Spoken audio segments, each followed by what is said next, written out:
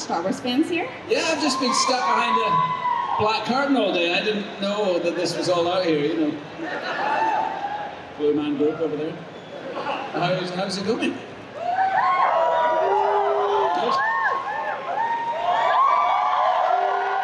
All right. You recently returned to the world of Star Wars. What has that been like to go back into it? Yeah, it's been great. It's been really like a relief almost. You know, it was a long time ago that we made the last prequel. In 2003, we shot the last one. So to come back, I guess it was like almost 20 years later. But it felt good. It felt really. I really liked making the series with Deborah Chow, who's just a brilliant director and was a great leader of that whole. She directed all of those episodes, and she really understands the world of Star Wars, and she really honed the script. She did all the work on the, working with the writers to sort of hone the series, and I think she did a brilliant job. And it was lovely to work with her, and a great cast, and yeah, it was good. It was good fun. Did you feel like you were returning to the same character, or did you feel like it was a different character now that it's been years? Well, yeah, no, it felt like it had to be the same. It felt like the same character, just older and a bit tireder. You know, I don't know where I drew that from, but yeah, no, I very much felt like it had to be him. And I always think of, I mean, when I did the first ones, I must have been like 25 or 6 or something when we started. And the challenge there was to be Alec, to be a young Alec Guinness. And so I always start with Alec. It's such a lovely job to have, to sit and watch his movies. And that's where I always start. So that's what I did this time. I started watching Alec Guinness I watched all the Star Wars films, all of them. I hadn't necessarily seen all the sequels, so I watched all 9 films, and then I went back and then I studied Alex. I got them to put Alec's scenes together for me, just his scenes, and I would watch that and watch that and watch that. And for me, it just has to feel like him when I'm doing a take as Obi-Wan. If it feels a bit like I can imagine Alec in the room, then I'm happy, and if it doesn't, I'll always ask for another go until it. I'm not trying to impersonate him, but just like it has to feel like him a bit. It's a vibe thing. Yes. Vibe. Exactly. Speaking of the original trilogy, your uncle Denis Lawson played Wedge Antilles in those films. Look at the size of that thing. When you first got cast, did you call him up and ask him for advice? Well, yes, of course. I mean, my uncle was my acting sort of. He's my hero anyway, and he was an actor. I came from a very small town in Scotland, and it's not really the kind of place you would imagine becoming an actor from, But my uncle had done it. He grew up there, and he went off to become an actor in the theatre, and then on television, and then he made his film. Does anyone remember Local Hero? The movie Local Hero? It's fantastic. If you haven't seen it, it's worth a watch. It's a really, really good film. And that was his sort of biggest movie role. And somewhere in the middle of all that mix, he did a few weeks on Star Wars. I think they got... But George shot the first ones in London, in Elstree, I think. And so all of the London-based actors got cast in little parts and stuff. And so my uncle ended up as Wedge. And he actually survived all the first three movies, I can't remember if they brought him back for the sequel or if they used his voice. I think maybe they shot with him for a day. Yes, of course, I spoke to him about it, and it was an odd one. You might think it would be like a no-brainer, but it wasn't a no-brainer for me at the time. I'd only done 4 or 5, 6 movies, and I was involved in Danny Boyle's. I felt like Danny Boyle's actor. I made Shallow Grave with Danny, and then we made Trainspotting, and then we made a third film called A Life Less Ordinary here in the States. And I felt like more than anything, I was Danny Boyle's actor. That was really like the most important thing to me. I felt like I was part of something new, and important, like Shallow Grave left a mark on British cinema, and Trainspotting left a mark on global cinema, and so that was my priority, and I fancied myself as somewhat of a sort of indie, urban, grungy type actor. And I still rather do, I think. But so this was it was a departure, Star Wars, and also just the idea of it was so massive. You can imagine as a young actor, you know, it had been a long, long time since the last of the original movies. I don't remember what year that was. Someone will know. I mean, somebody must know. Thank you. Time. 83. Okay, so it'd been since '83, and we were in the '90s, weren't we? Late '90s when we were starting to do the prequels. So it's been a long time. So the pressure of that, and so it was important to speak to Denis about it. I won't necessarily tell you what he said because it wasn't entirely positive, but anyway. He's at the moment doing one of these in Nashville. He's doing a Comic-Con in Nashville now. So, you know, we're both Comic-Conning around now, Denis and I, which is nice. Nice. Have you done a show together yet? Yes, we have. We did. We were both in San Francisco together, and we did one in Edinburgh together, and that has been really fun. Yeah, it's been nice. Was the transition from being a Danny Boyle actor to Star Wars, was that huge? Was that weird? Going onto set and it's a whole different kind of production? I mean, I think as an actor, every job is different from the last. At least they should be, and so they're always different. Every role demands a different part of you, and every role has different sort of technicalities involved. This was the first film like this this is the only thing like this. So, but it was the first time I'd ever done this much sort of blue screen work, or you know, acting with things that aren't there, work, you know, with a tennis ball and a stick, and then, or, you know, that was the first time I'd ever done that kind of work. But I think the responsibility is always the same. You always just have to be believable in that role, in that story, and so everything's always going to feel different. It didn't feel like a different job. I didn't have to be a different actor or anything. No, I don't think so. You've done a lot of Star Wars now, especially with the show. Is there anything in the Star Wars universe that you would like to do that you haven't done yet?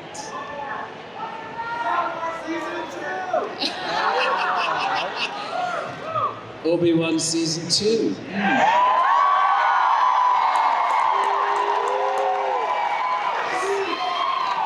Someone booing? Someone booed. Who booed? You don't want it? He doesn't want Season 2. I don't know this guy.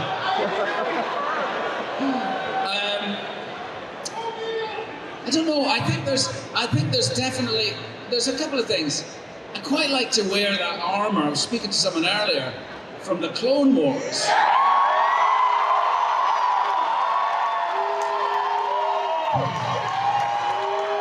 I think that would be something that I'd enjoy, but I was figuring out with someone in the autograph queue today that would mean I'd have to be young, you know, I'd have to be younger.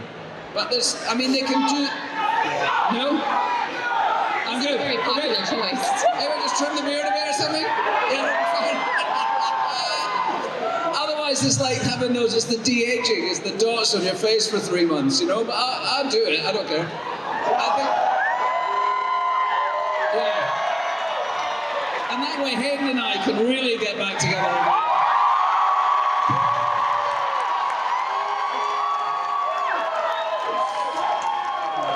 Okay, so there's that. So there's definitely that is one idea.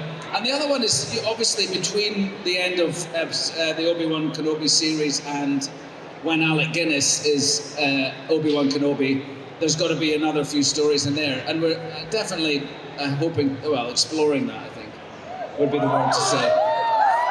Exciting. Yeah. Thanks, man. I'll take you with me when I go and see Disney. Say, Okay, I'm coming back. So you've been in a lot of movies with big stylistic visions, like Big Fish, Moulin Rouge, Beginners. What is it like performing in a movie with a very specific stylistic vision versus something more naturalistic? It's all the same. I always try and find. I think I've always been looking for something that's got a little bit sort of extra, either sort of magical quality or, you know, like with Moulin Rouge, the music and just the sort of romance of it. There's something that really appealed to me, like in the old films that I used to watch when I was a kid. I love it. So I'm always looking for something that's got that little extra quality. But the job is always the same, you know. Like I say, there's a writer that writes something, and that's what we read. That's what the director reads, and that informs us as to what is this? What world are we in? What the sort of nature of the thing? And then so everything is unique, really. So there's some things you approach where you have to learn something, like, I don't know, you have to learn the bagpipes, or you have to learn to unicycle, or you have to learn French or something in order to play this character. And then there's other times where you're playing somebody that's actually lived, you know, you're playing somebody who's real. I've done that a few times. I played Houston, who was a real person. 3 people, thank you so much. It means a lot to me, thank you, those 3 people. And in the past, I played Nick Leeson, who was a trader that brought down Barings Bank. So when you're playing somebody who's actually existed, then you can watch their videos or read their writing or whatever. And that's that. And then other things, you just are come straight out of your imagination. So there's different sort of lead up to roles, but at the onset is always the same job, I guess. That's really interesting. Speaking of unique movies, you played Sebastian J. Cricket in Guillermo del Toro's Pinocchio, or you voiced him. I read that the role was smaller before you signed on. Is that true? I don't know. This is how. I think it was just about lockdown when I recorded the song for Pinocchio in a caravan in my garden with a mic during lockdown, because we just had to do everything remotely, you know. But when I went in to see Guillermo to do the first, I thought I was just going in for a meeting to meet him, to talk about it. I hadn't been sent the script or anything, so I thought, oh, he must just want to talk to me about it. So I arrived at the sound studio up near where the studios are in Hollywood. And I walked in, and I was in a recording studio. There was loads of people behind the glass. And Gail was like, hey, how you doing? It's nice to see you. He takes me to the lectern where there's the script and the microphone, and he goes, we'll start at your own time. And I made a big mistake, because I didn't tell him. I just thought, okay, I'm just going to do it. But I had no idea. I didn't know who this Jiminy Cricket was. I knew who the old one was, but so I just started to sort of blag my way through it as best I could until I realised that I was going nowhere, and I stopped him and I said, Guillermo, can I speak to you in here? And he came in, I was almost in tears, like I was so embarrassed, and he sat down and I said, Guillermo, I haven't read the script. I don't know what I'm doing, I'm just making it up. And he did a lovely thing. He just sent everyone away for a minute, and he sat down and he told me his version of what he was trying to do. He sort of pitched me the story, told me about how he saw the character, and then I knew what I was doing then, you know, I knew at least who I was trying to play, and then we got on with it. And a lot of what you hear in the film is from that original, you know, I had like 5 minutes preparation for it, you know. But it was fun. I love him, and I love the films he's made. I've always been a big fan of his work, and so I was so lucky to get to work with him. It was a beautiful film. So you sang, you just mentioned singing. You sang in this film, you sang in Moulin Rouge. You once played Sky Masterson in Guys and Dolls. Will you do another musical? I would love to. I just haven't been offered any. I mean, it's not like I haven't wanted to do it. There aren't many around. I mean, there's not many musical movies made. There are some. And I would love it. I tell you what, there was nothing like singing on set of Moulin Rouge. I'll never forget I'll never forget walking through the tango with the dancers going side to side, you know, with all that angst. And I loved it. I loved doing it. So, yeah, I would hope there will be more. I just don't know. They just haven't come my way yet, but maybe they will. Fingers crossed. Now that it's out in the universe, hopefully. Yeah. Speaking of singing, you also did Down with Love with Renee Zellweger. Thank you for me. This question feels very for me at this moment. You mentioned you're a fan of old Hollywood. Are you a big classic movie fan? Is that? Yes. I mean, I just grew up watching movies, and I love watching. I mean, I am a bit nostalgic, I think, so I do love watching older movies. And yeah, definitely loved all those comedies, Rock Hudson, Doris Day, you know, Pillow Talk, all of those. I loved them. I sort of got it. When I read Down with Love, I knew what it was about. Yeah, I certainly did. And it's nice. Peyton Reed, the director, is still a good friend of mine. Renee, I see now and again. I'm always happy to see her when I do. And yeah, it was a great experience making that film. It was something really, again, that sort of extra layer of magic on top that I'm always hoping to find. And you did a big dance number in that. I was wondering, training, and you were kind of talking about this earlier, but training for a big dance number versus training for a fight, is it very different? Is it the same?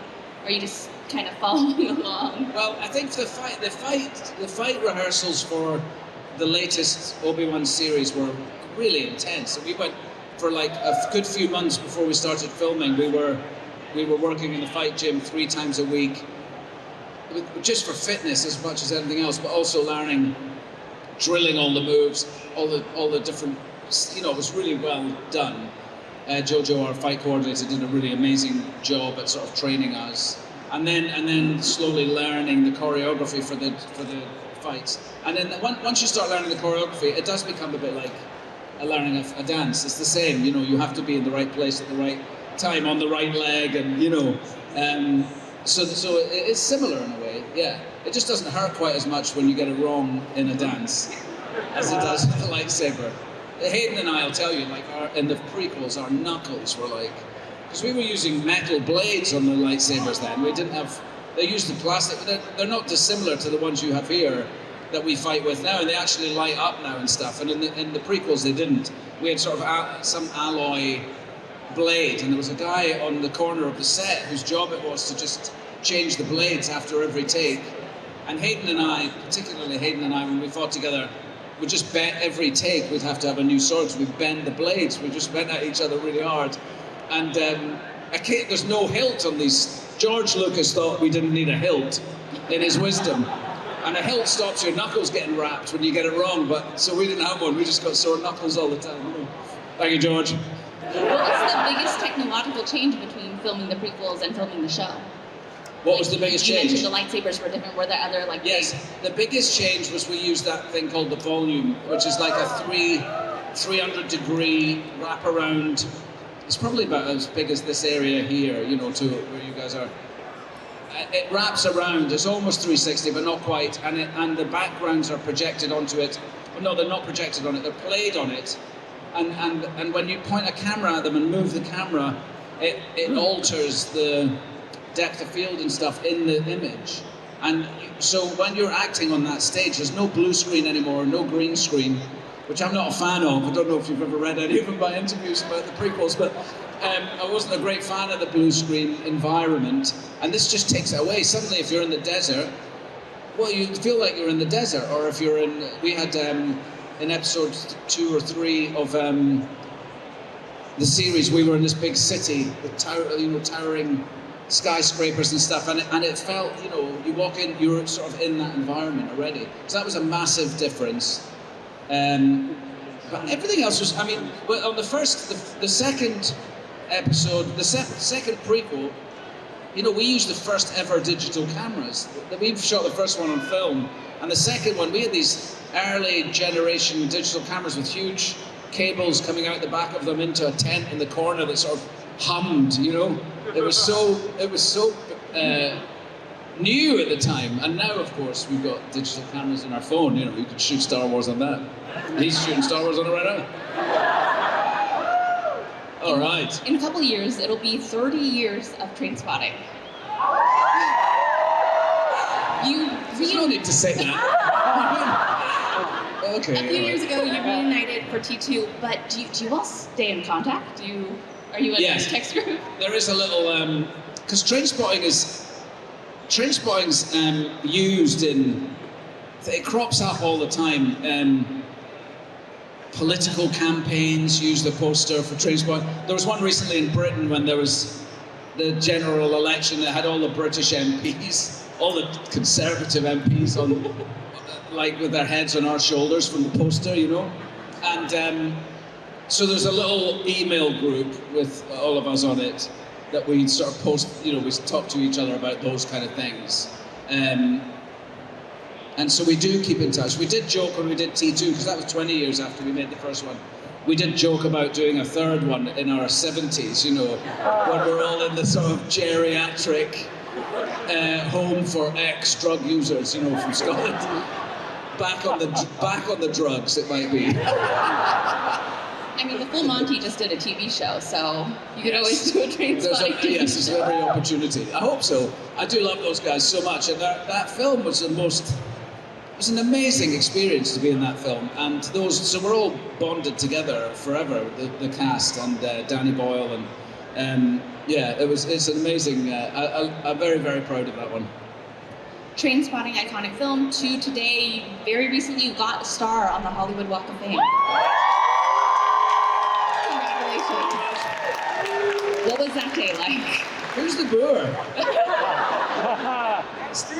Is someone I've pissed off in the past? I think it's like a deep woo. It's a deep what? It's a deep woo, like if it's a cheer. A woo. Well, it sounds to me like a boo from up here. Yeah. Okay. I got a star. What was that day like?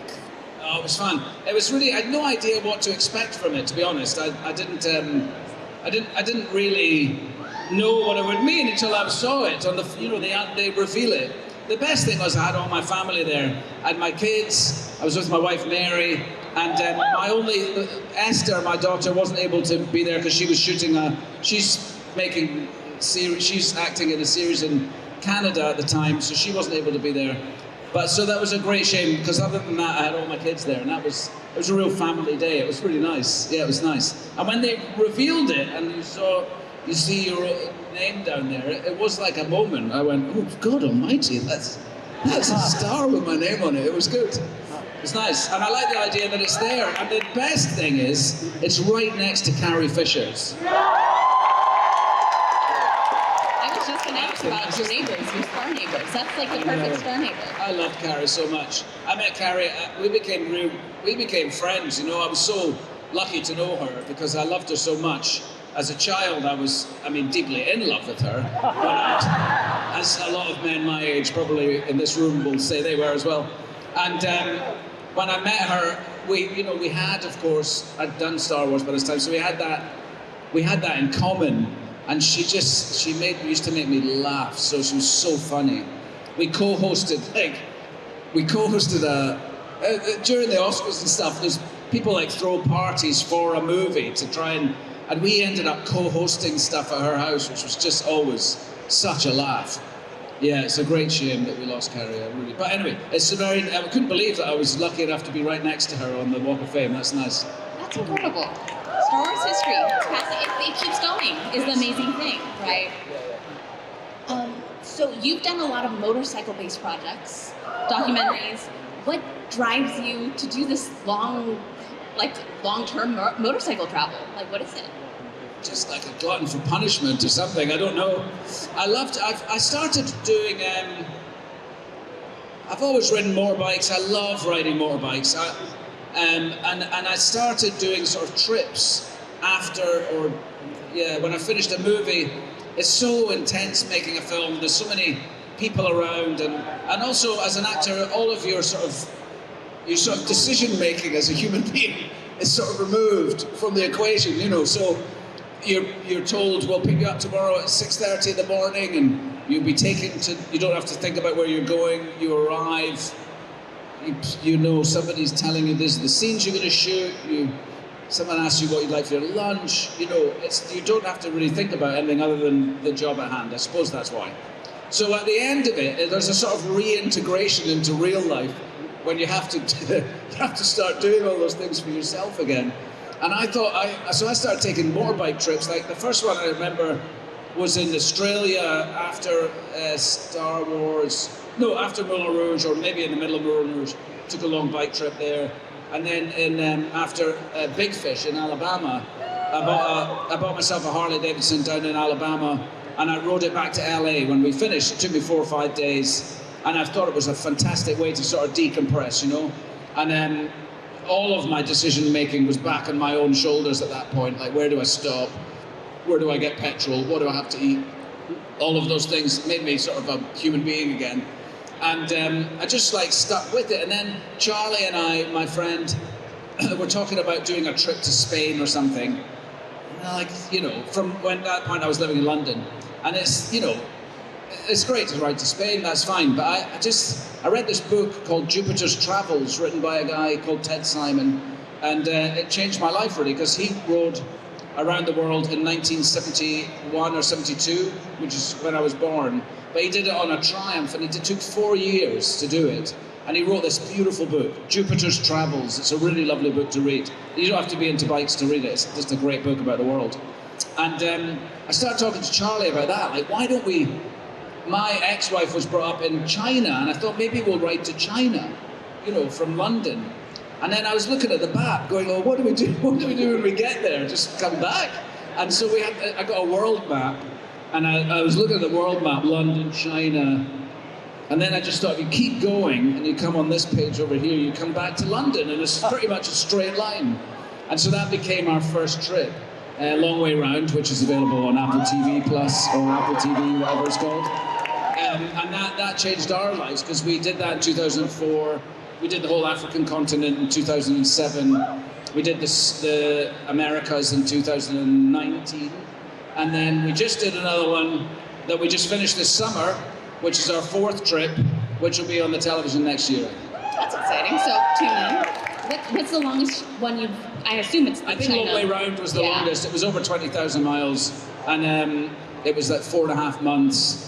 Yeah, it was amazing. It was amazing. I mean, we went through some pretty amazing places. We rode through Kazakhstan, which is a fantastically different place, from our sort of cultural understanding. And then we crossed Russia, and we crossed Mongolia, and I loved lots of the first trip. It also was brand new to us. We didn't know really what we were doing, but we had a great time.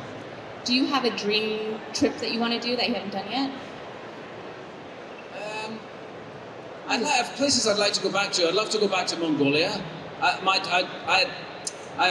met my daughter on the first trip in Mongolia. I met her in this place and adopted her, and she's 23 years old now.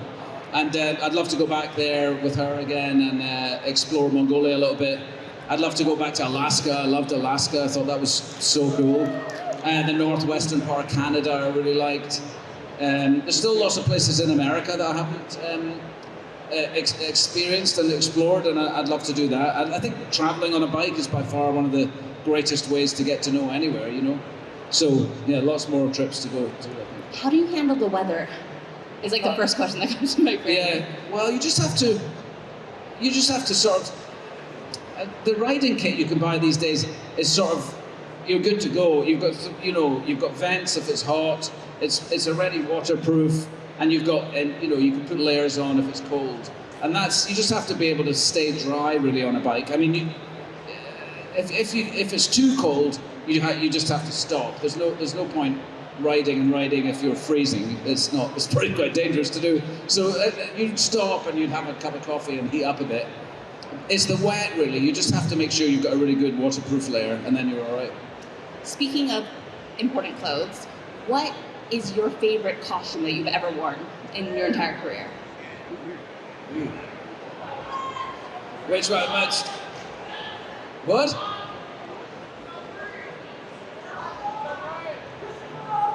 Christopher Robin. You see, it's not fair to have favorites. I don't have favorites because it just wouldn't be fair to them, I've loved so many. I'm really lucky. I've loved so much of the work I've done. There's very few movies I've made that I didn't enjoy. There's a couple, but there's not many. And so I don't like to single them out, really. If people ask, what's your favourite movie you've been in? I never know what to say. I've loved so many of them. There's films that have been important to me, but in terms of the costume, I mean, Obi-Wan is so iconic. I mean, it's just hard to beat that. When it came back to do the series, you know, it had been, like I say, it had been a long time, almost 20 years. And I went down to do some casting with some of the young actors who were in the series. And they wanted me to read scenes with them. We went to the Mandalorian set on a Sunday when they weren't working, and I went to a dressing room, and there was I don't know if it was my original costume, but it was Obi-Wan's costume hanging up, and it stopped me in my tracks. I was like, oh my God. And I put it on again, and I was like, oh my God, the boots were the same pain in the ass to put on that they used to be and stuff. And, but anyway, so that one maybe is the most iconic one I've had to wear. But I've been lucky to love most of the stuff I've done, so I wouldn't like to pick it. If you don't have a favorite role, what do people recognize you for the most, like when you're walking down the street? People mostly come up to me with my bike trip now because that's me, you know. And I think people, because that's just me being me, and so people are happy to talk about that in a way where I'm not a character in something. Today it's been robots. Everyone's been talking about robots today. I voiced a character in Rodney Copperbottom, and today that's been the main feature of the day. It's interesting. That's very exciting. It's like a themed day. Yeah. When you prepare for a voice role like Cricket or Transformer, how is that different from when you prepare for something live action? Well, that's different because you get to do every line. Generally speaking, the disappointing part about animations is that you tend to do it on your own. Like you go to a studio and it's just you there and the director and the producers, and then so you don't often get a chance to actually play the scenes with the other actors, just because of logistics, I guess. But what you do get the chance to is to do that one line over and over and over again until you're all happy with it, you know. Which isn't the same as if you're doing something on a camera. Of course, you do several takes, but you're not honing in to try and make it perfect. And that's what makes it different. That's also, for me, what makes it a bit frustrating, because you end up doing it for a long time, you know. And then, like over 2 years, you'll come in, because I think you're there doing animation while you're doing the recording, and then they keep getting you to come back to change lines or to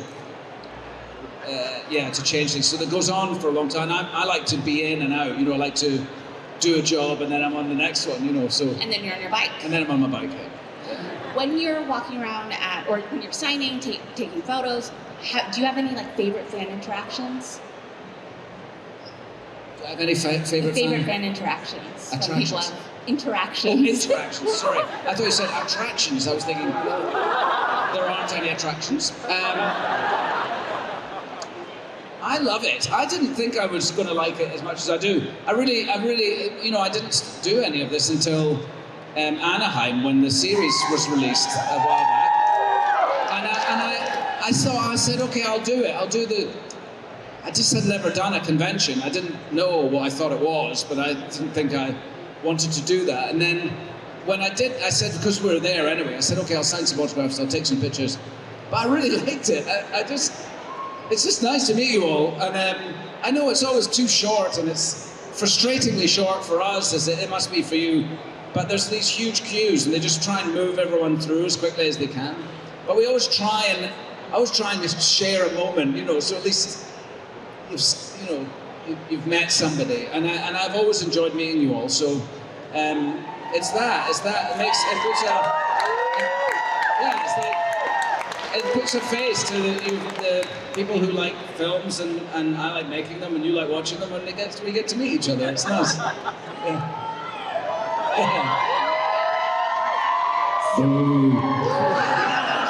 Speaking of making films, television shows, we're in LA. I assume there's a lot of aspiring actors out here. Do you have any advice for them? I don't know. I don't really know. I think the best thing is to do it as much as you can, like work, make films with your friends. We're in a world where there's so much. It's so easy now to be able to do. With our, like I say, with an iPhone, you can make a movie. Right. I think watch stuff. Like it's amazing how many young actors don't. Everyone has their generational references, right? And I appreciate that. And I was born in the 70s, and the movies of the 70s were particularly good. So when I was a child, I got to see amazing movies, and I wanted to watch older ones. And I knew a lot of the older, the actors, the 40s and 50s, the Hollywood stars in Hollywood's heyday. Sort of knew who they were, and I loved like Jimmy Stewart's one of my favourite actors of all time.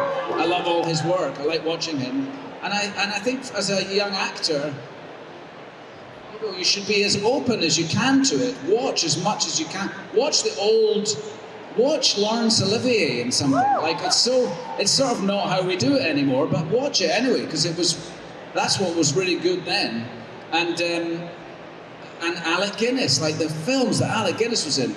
I mean, he was known for Star Wars, but there's like a whole lifetime of amazing work before he put a beige cloak on, I can assure you. And I love watching all that stuff. I think you can learn by watching people that are really good at things. And so trying to act as much as you can in things, on stage, in front of a camera, poetry readings, I don't care what it is. I used to do a lot of music at school. I used to perform. I was a French horn player. I was in the school pipe band. I did poetry readings. Anything that put me in front of an audience, just because I wanted to perform, and that was all part of learning about how you do that. And so there's lots of things you can do.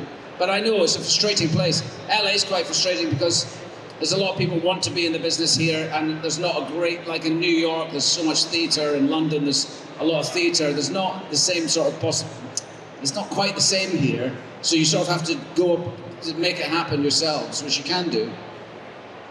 I'm available if you need me. I can help. Other than Jimmy Stewart, who else is on your list of kind of inspirational actors or favorite films? Well, yeah, I've got some of my favourite films are sort of. Do you remember the film Breaking Away? Does anyone remember that with the cyclist, the four mates? They've just finished high school and they don't know what they're doing. They're the son of stonemasons in this town. And is it what?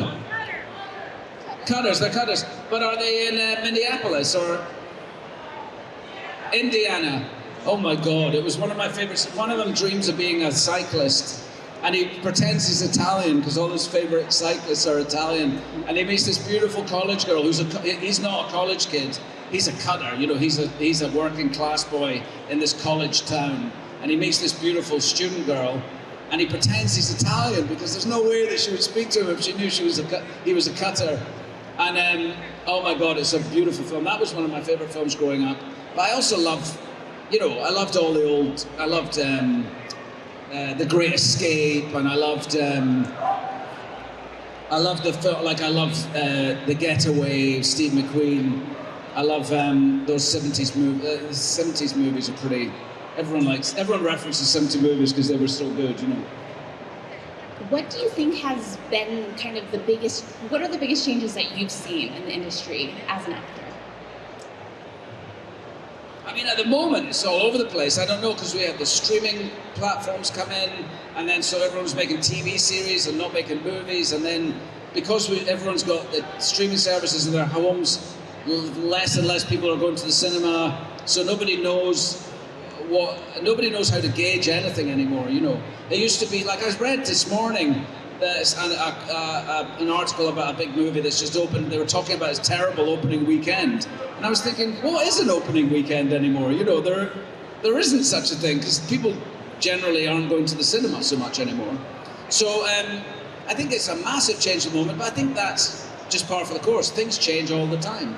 And out of it will come something better. It's nice to be able to have access to everything that's ever been made on your remote control. I mean, that's pretty amazing to be able to do that. You can all go home and watch Breaking Away tonight, for instance. And Yeah, so I think it's in a big flux at the moment, but the job is the game is the same. You know, we're still trying to we're trying to make people feel things, and we're trying to make people think about things in order to make things change, or to make people happy, or make people realize that something bad is going on that maybe they hadn't thought about before. That's our job as entertainers and as artists. And I'm very glad to be one of them. You know, I feel it's a great privilege, and I'm lucky, and I thank my lucky stars every day.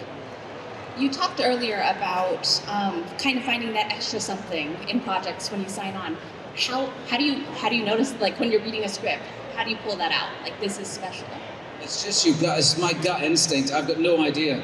I mean, I don't know. I think it's just you reading it, and if you get that feeling like you're reading a good book and you don't want the book to end. That's what I'm looking for when I read a script. If I start seeing myself in the role, if I can start imagining me in this role, that's always a good sign. But it's difficult to know. I mean, you can't always be right, and you just have to follow your instincts at the end of the day. That's really interesting. And jumping back to Star Wars, we were talking a little about kind of the family of Star Wars is growing, right? There are new shows, there are new actors joining into this world. You were talking about being at Star Wars Celebration a couple years ago. When you meet new actors who are joining it, like, what's your advice for people who are kind of joining? Because it's big. I mean, this is pretty huge, yeah. Right? What's your advice for people stepping into that? I don't have any. I don't think it's anyone's place to give advice, especially to actors. Actors come at this from all different walks of life and all different ways, and some people like to have a method, and other people go on their instincts, and everyone's coming at it from a different place. But at the end of the day, we all have the same responsibility.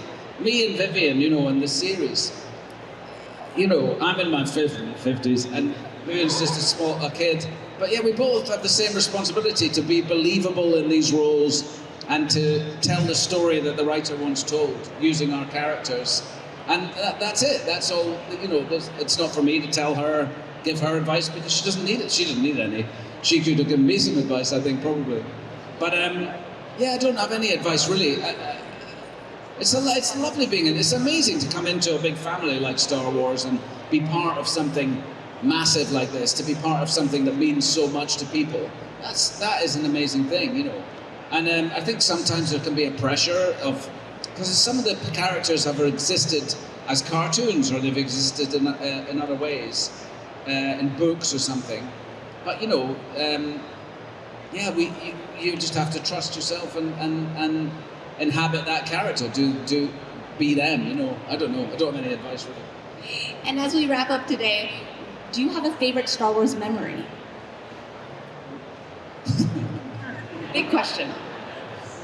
My favorite memory. I don't know if I get in trouble telling it though. My favorite memory is at the end of episode 3. What was the last one called?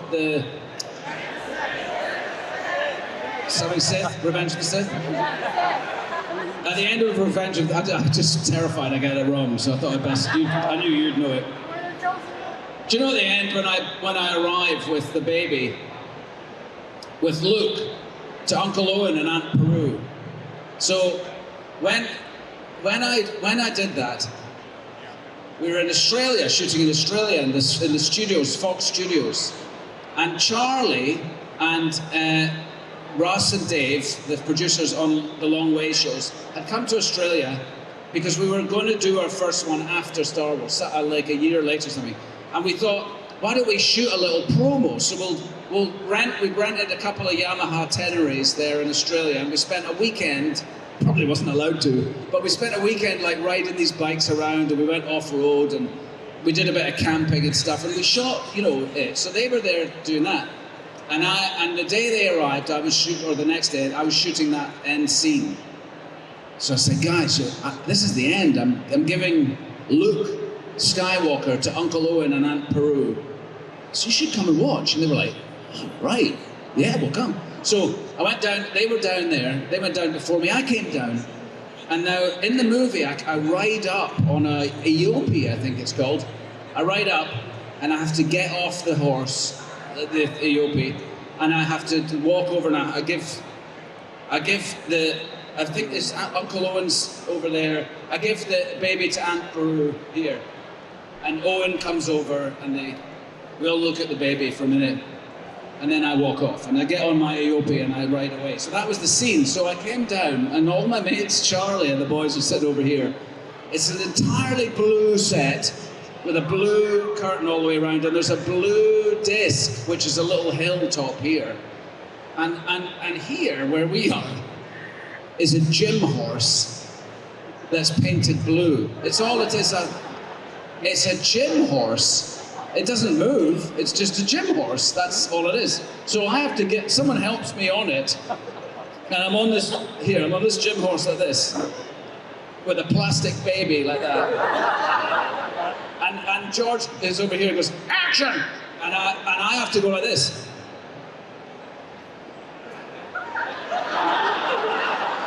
That's the Aopi walking, but it's not moving, I'm just pretending. And then I think, that's probably far enough. So I stop it, oh! And I know my mates are over there going, so I get off, I jump down and I walk over with the baby and I pass the baby over and Uncle Owen comes over. And I'm looking at them and we all look at each other and I think, that's good. And as I walk away, I hear George shouting, look at the moons! Look at the moons! And nobody knows where the moons are, right? So we're all going like this. Everyone's looking at a different moon, you know. Suddenly there's 8 of them. And then I go back and I think, okay, now there's no one to help me get on the horse. So I go back over and I'm like, well, I have to go this way because I'm going that way now, right? So I have to go, and I get up, and I give him a wee look, and then I walk off like that. So that's my favourite bit. That is an incredible story, and you